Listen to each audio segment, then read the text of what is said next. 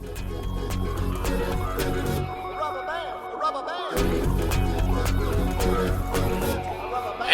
everybody, it's the Paddleball King.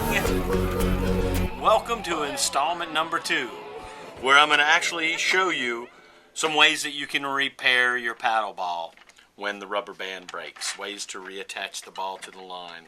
Because let's face it, it is a rubber band, and from time to time when you're playing with your paddle ball, you're going to hit it too hard or that rubber band's going to actually snap. That's right, it's going to happen. The rubber band will break.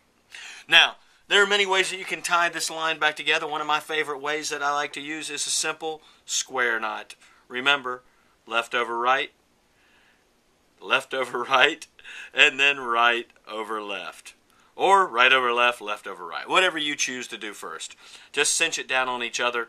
And sometimes I like to even take a a pair of scissors and trim off the extra pieces of the rubber band there just to keep it nice and clean.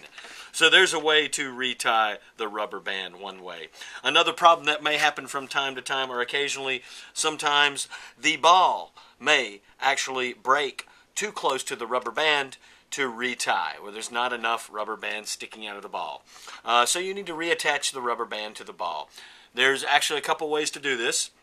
One way is an upholstery needle, or any needle that has a large enough eye that you can slip the rubber band through. What you're going to do then is you simply go back through the ball, just like I try to go back through the same hole, and go back through there, and you're going to pull the rubber band through. And when you get the rubber band pulled through, all you're going to do is simply snap it off. Sometimes you can also tie a knot on the end there if you'd like to keep that, but usually the sponge rubber ball grabs on, it's not going to come off. So that's one way to do it. Another way that I like to reattach the rubber band to the ball, and the way that I actually do it when I'm making the paddle balls, is I use a crochet needle, a very thin gauge crochet needle. And what I like to do is push the needle through the ball first, hook in first, and then you're going to take the rubber band and you're going to wrap it around the crochet needle a few times. Make sure that you get it onto the hook, and then when you pull the ball off, you'll pull the rubber band back through. Don't pull it all the way through, and you leave yourself with a nice little loop there on the end of the ball. So there's a way to retie the string. There's a way to reattach the line to the ball. And a lot of other people want to know how to change the line from the paddle.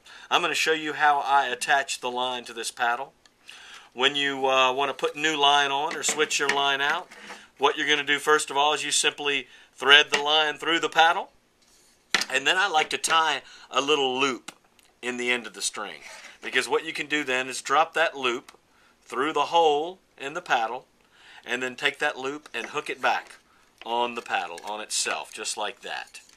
Then what you're going to do is you're going to take the excess string and you're going to wrap it around the handle till you get it right back to the length where you want it to be. So there you go. There's the way that you can tie the line back together. There's a way to reattach the line to the ball, and there's the way to reattach the line to the paddle. You may notice that I sent an extra length of line with every one of your paddle balls. That was one of the things that I noticed I needed the most. Whenever I would buy a paddle ball, the string breaks, you retie it, eventually you don't have any more string. So I give you all an extra length of string to have it to hopefully get some more life out of your paddle ball. However, should that rubber string break and you end up running out and you do end up needing more rubber line, I, the Paddleball King, will be happy I say, to send you more rubber line for your paddle ball. Just send me a self-addressed stamped envelope with your address and a stamp inside there. Send it to the Paddleball King, P.O. Box 2266, Huntersville, North Carolina 28070. And I will be happy to send you more rubber bands should you run out of rubber bands. That's it for installment number 2. Thanks for tuning in. Be sure and tune in to the next installment where we're going to teach some of the basics, some of the 4 basic paddleball moves. Thanks for watching. I'm the Paddleball King, and remember, keep paddling.